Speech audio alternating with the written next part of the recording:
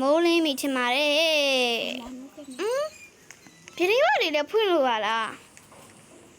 ကြည့်ပါဦးတာရတဲ့မနက်ခင်းလေးပဲရရှိအင်ရလဲအိမ်ဆောင်နေရထင်တယ်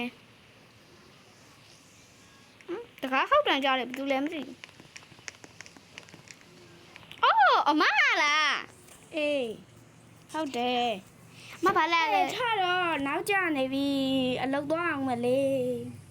ဟာမဒီနေ့ရုံးပိတ်တယ်လေအော်အေးငါမေ့နေတာဟဲ့ဟင်းနေပါချတော့မထမြန်မြန်ထတော့ခဏညောမတမီးအမတမီးကိုလေစနေဟောဗါလေတောက်ကြနေတယ်ကအမတမီးဂရိတ်တီထိုင်နော်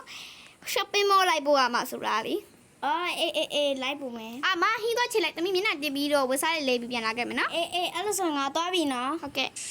အဲ့ညီဝစားတွေပါလဲပြီးဆိုတော့အမချီသွားရမယ်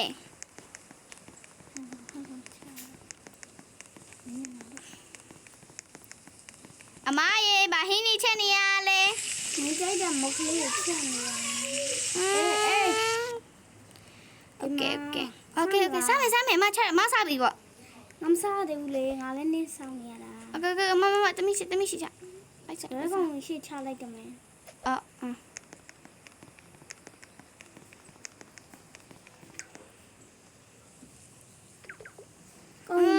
စားကောင်းလိုက်တာကျမတို့ shopping mall ထွက်တဲ့ဗီဒီယိုကိုနောက်နေ့ကျမ